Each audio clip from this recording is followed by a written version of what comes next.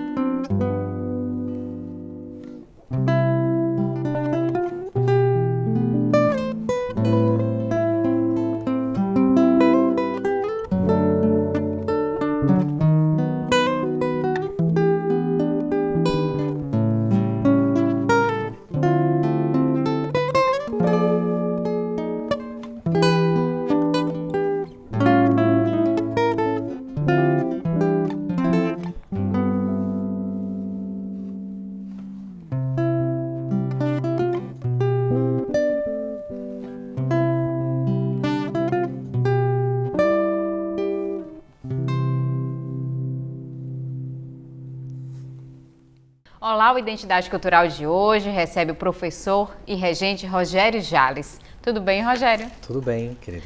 Seja bem-vindo ao Identidade Cultural. Muito obrigado, né? É muito um prazer estar aqui com você e vamos lá conversar. Rogério, a música está sempre presente aí na sua vida, mas desde quando? Como foi que começou, despertou esse interesse aí pela música? Bom, na verdade, assim, quando eu me entendo por gente, era aquela coisa assim dos meus irmãos, somos 8 irmãos, né? De um irmão chamando, vem cá, canta aqui para todo mundo ver, aquela história, né? Que às vezes a gente faz isso com as crianças da gente. Canta aqui. Então eu me lembro que, eu acho que a primeira música que eu me lembro de ter cantado era uma música do Roberto Carlos. Fazia noite fria e eu logo fui dormir. Soprava um vento forte, a música desse, eu já, né, faz tempo que eu não canto, mas foi essa música que eu cantei pela primeira vez, que eu me lembro, né? Então isso já faz um tempo.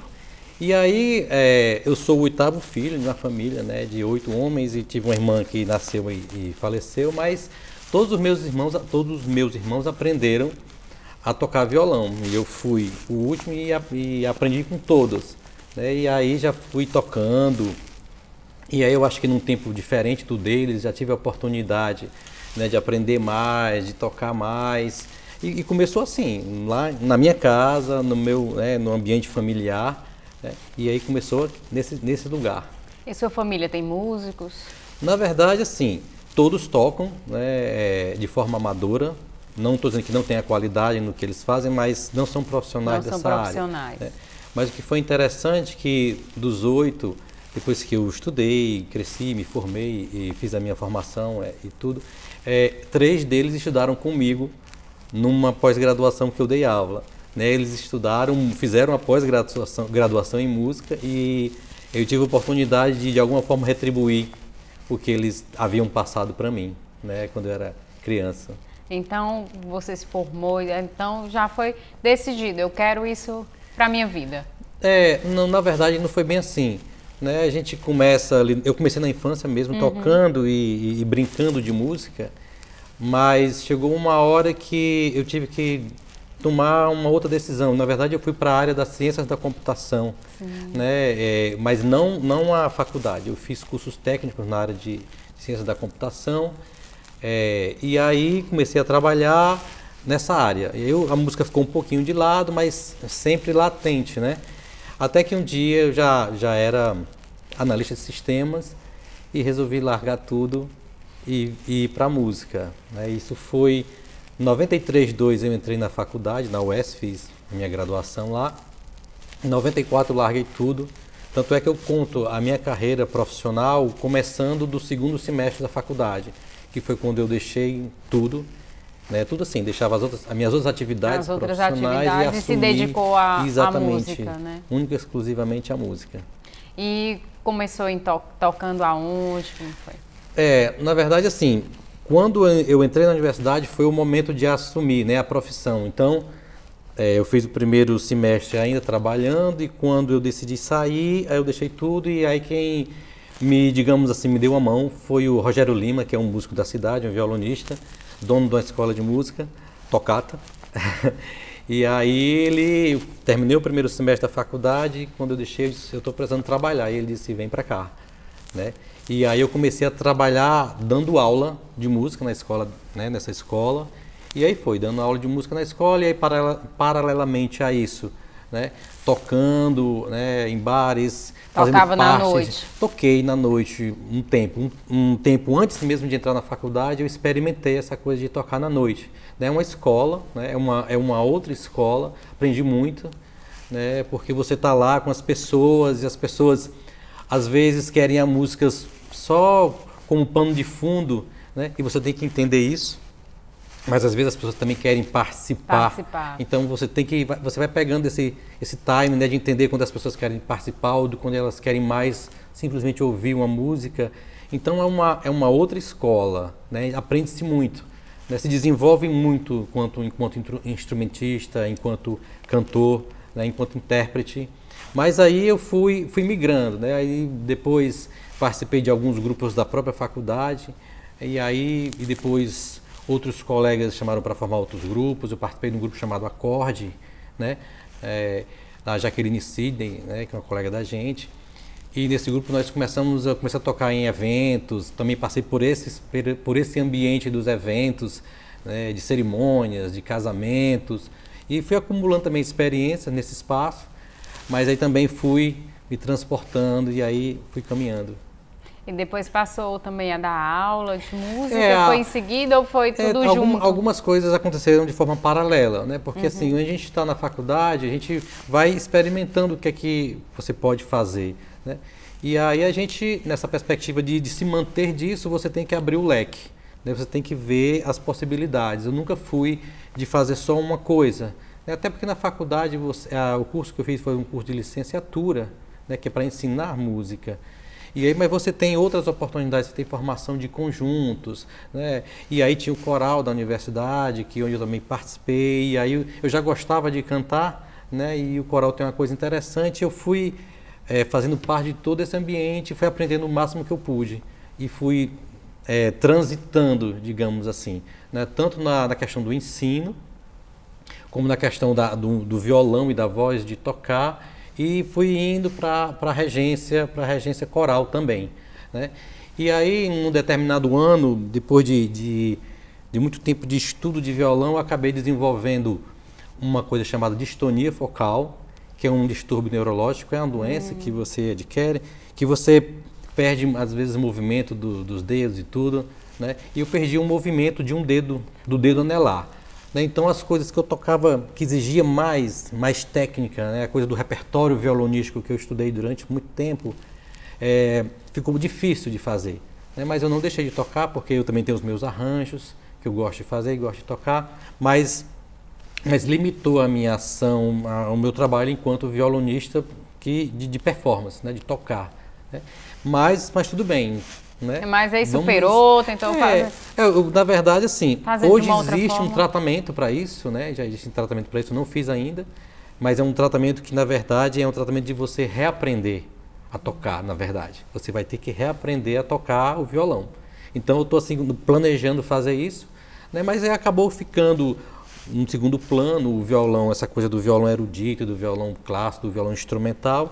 E eu fui tocando e cantando, tocando os meus arranjos, né? Adaptando, né, os meus arranjos à minha condição, né?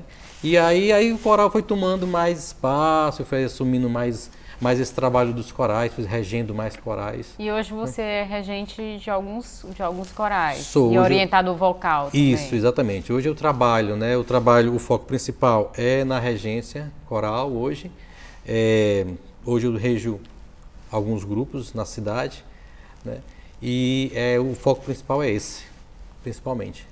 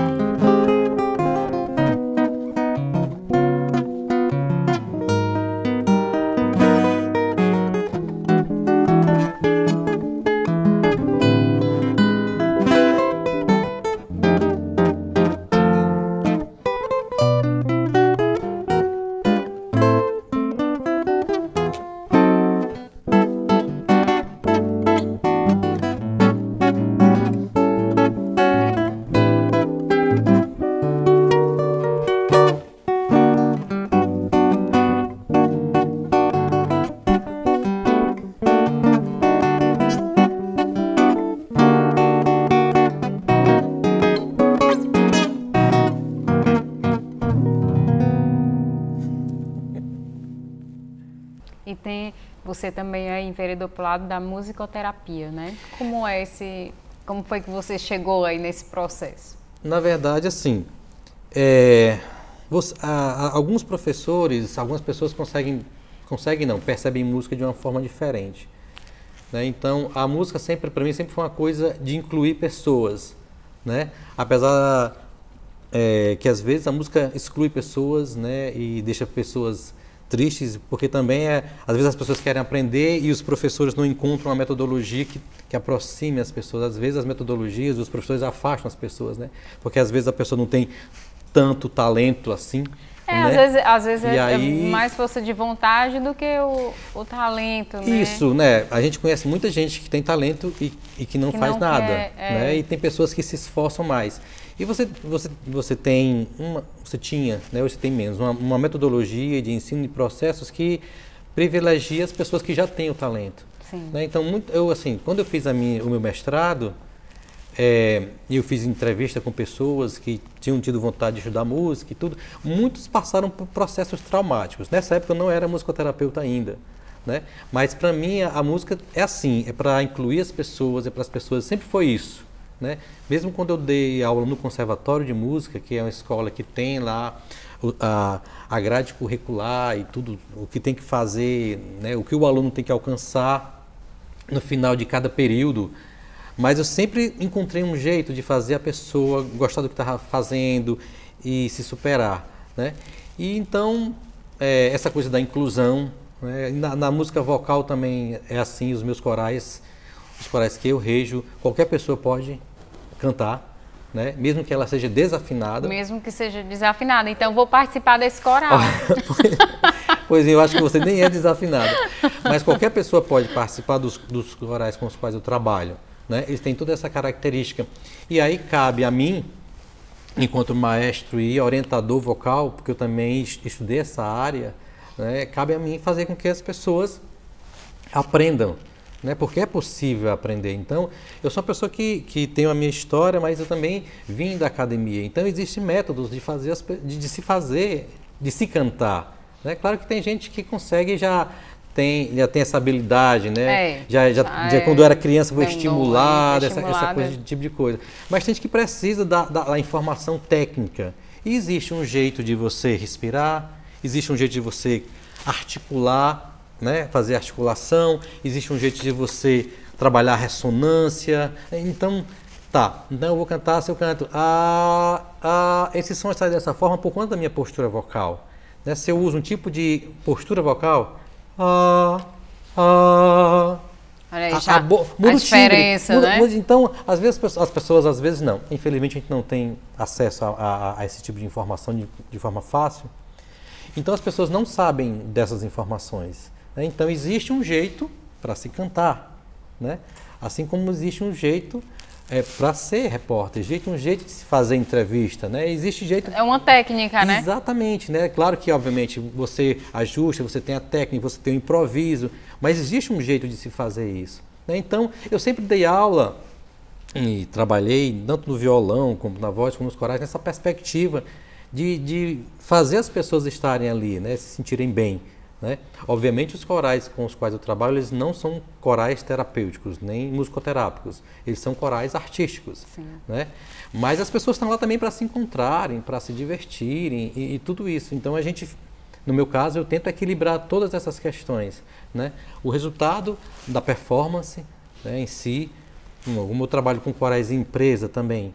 Então, os corais de empresa, o objetivo fundamental é que as pessoas saiam do seu ambiente de trabalho, desaluviar a cabeça, né? Do estresse mesmo ali, dá uma parada, você fica numa rotina, numa rotina. Música é tão boa, música boa, né? Sim, pois é. E aí então, nessas empresas é que o coral tem mesmo esse objetivo, né? Mas lógico que em alguns momentos a empresa vai querer um resultado disso, né? Então você equilibra esse bem-estar que você tem que proporcionar às pessoas, que é interessante que você proporcione às pessoas, mas também com a técnica, com a produção de um resultado estético, né? É bacana de se ouvir, né? E graças a Deus eu tenho conseguido isso nesse tempo. Por meio trabalhando. A musicoterapia é bom para tratamento de algumas doenças? Como é que ela é aplicada? A musicoterapia, isso já foi um outro momento na minha vida, né, outra fase, apesar de todo de perceber a música dessa forma. Aqui no Ceará nós não tínhamos formação em musicoterapia até 2015. Então foi bem recente, né? Foi bem recente, é bem recente a chegada da musicoterapia no Brasil. A musicoterapia que a gente estuda, a linha que a gente segue, ela vem do pós-guerra, né? Fazer um parênteses, que a música faz bem, todo mundo sabe. Todo mundo sabe, né? Então você está lá estressado e você bota uma música para você se acalmar, né? Maravilha. Ou então você está meio assim, aí você quer se animar, bota uma música.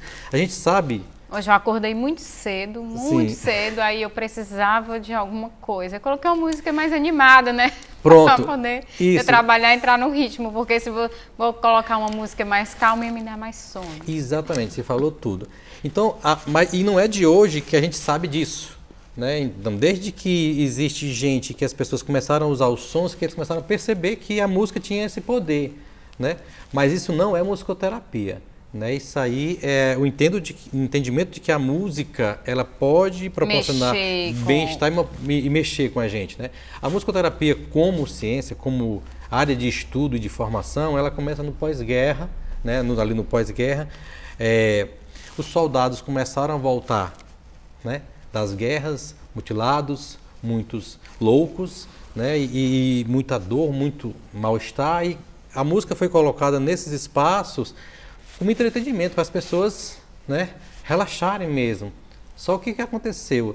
As pessoas que estavam nesses ambientes, nesses hospitais, começaram a perceber um resultado diferente com aquele processo que estava acontecendo.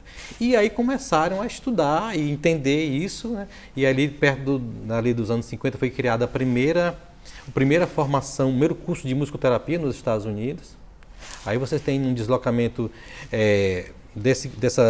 da musicoterapia pela Argentina, chega no Brasil, né? Chega na Argentina primeiro e depois vem para o Brasil, ali no começo dos anos 70, aí você tem Rio de Janeiro, que é o segundo curso, no caso, né, de musicoterapia no Brasil, que teve no Rio Grande do Sul e no Rio de Janeiro, aí você vai se expandindo. Mas, por exemplo, no Ceará, a formação em musicoterapia só chegou em 2015. Né?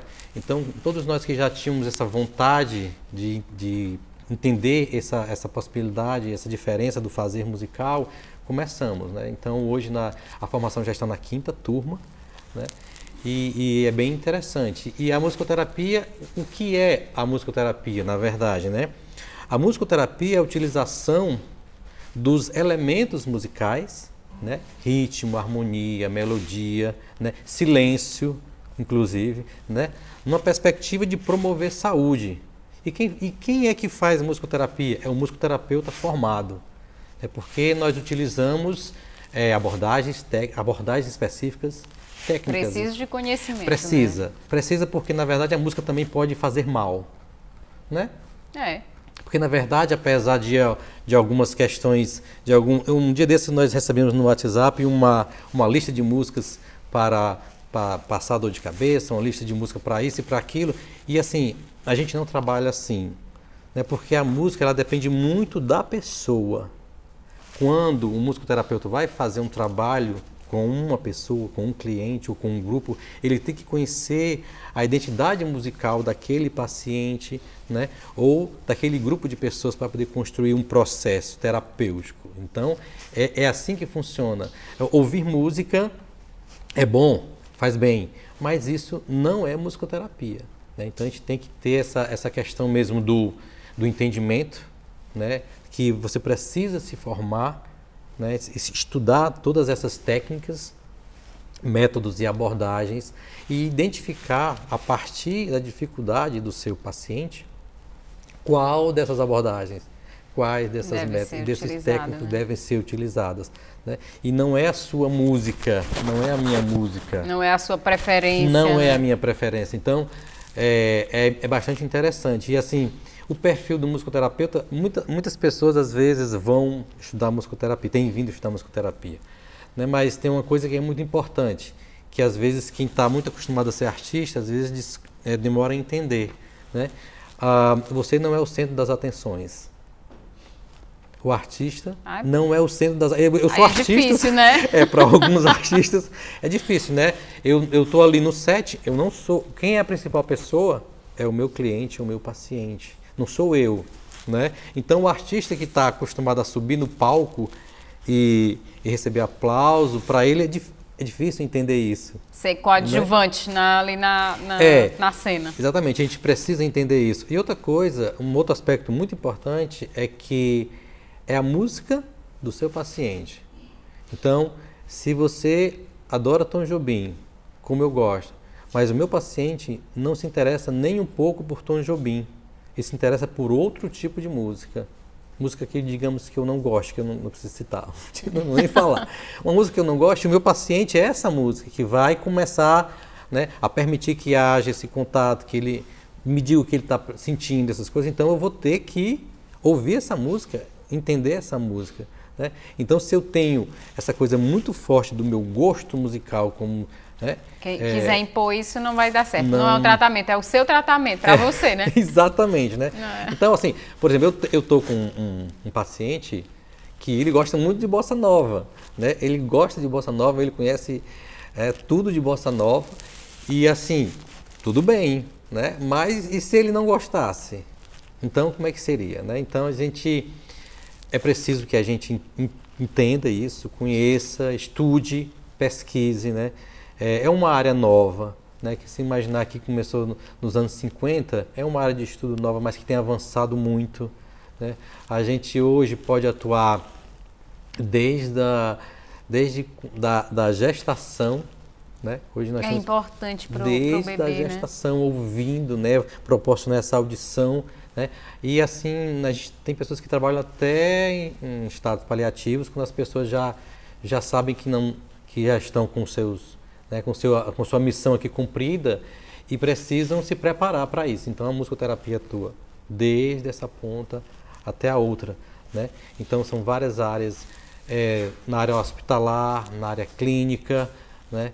Na área social. Eu também, esse trabalho que eu faço nas empresas, eu tenho um trabalho nas empresas que é numa área chamada musicoterapia organizacional, né? Então é muito interessante, é um espaço novo, um mercado novo, principalmente no Ceará, né? Nós já temos isso em outros estados do Brasil. E tem muita procura na empresa? Olha, tem sim, na verdade é uma coisa que melhora rendimento do funcionário. Exatamente. No caso das empresas, eu tenho um projeto chamado TOM, né, que é Transformando Organizações através da Música. E aí eu trabalho com desenvolvimento de competências através da música, através da figura do maestro, porque se você imaginar um coral, você tem o maestro como uma figura de liderança. Sim. Né?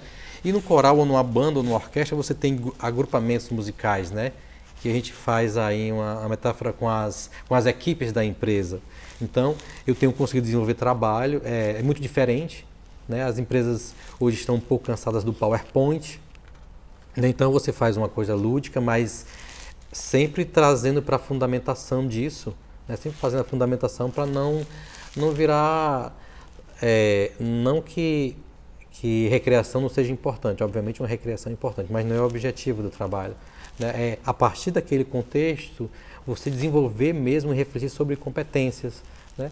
E aí também tem uma outra área dentro das empresas que a gente trabalha, que é com a questão da qualidade de vida, né?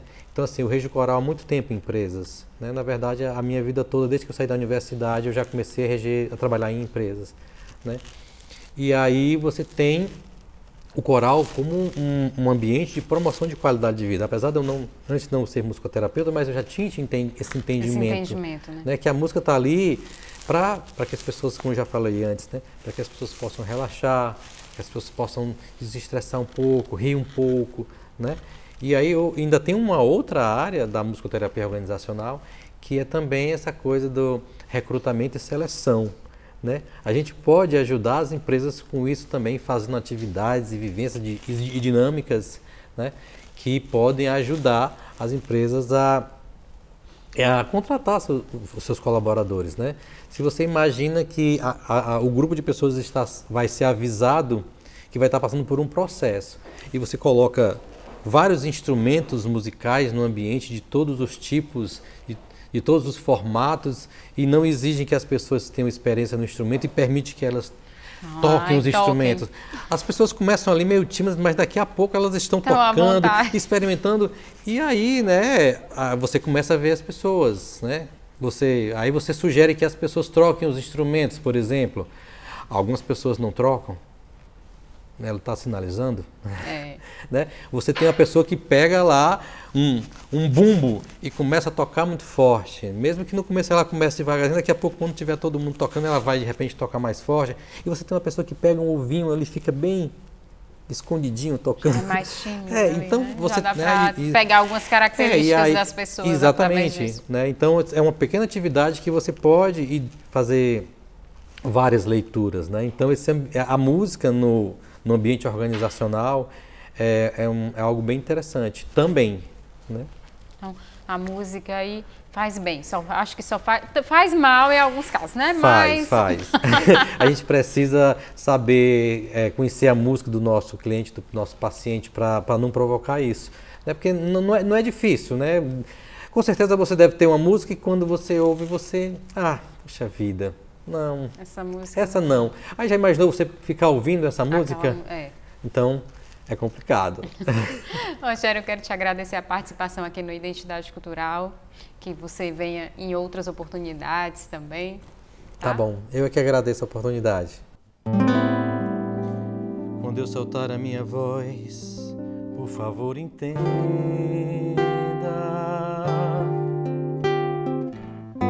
que palavra por palavra eis aqui uma pessoa se entregando, coração na boca, peito aberto, vou sangrando.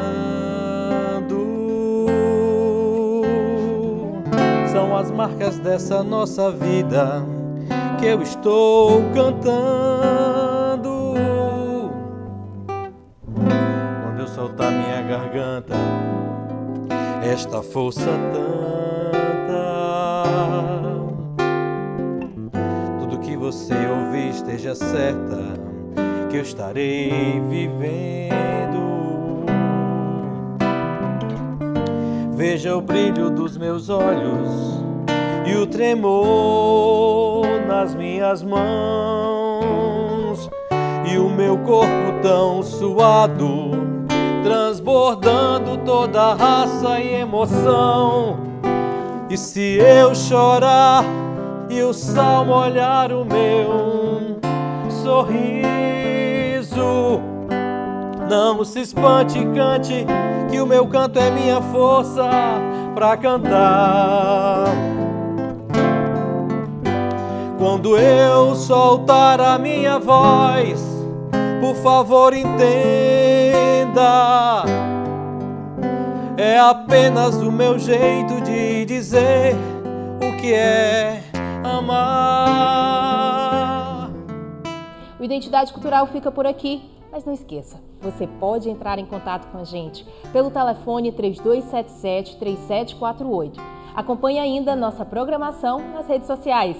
Até o nosso próximo encontro.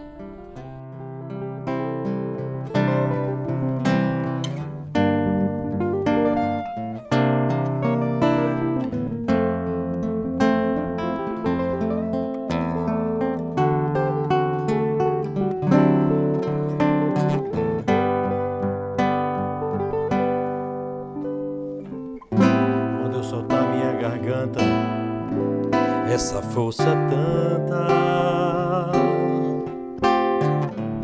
tudo que você ouvir esteja certa que eu estarei vivendo.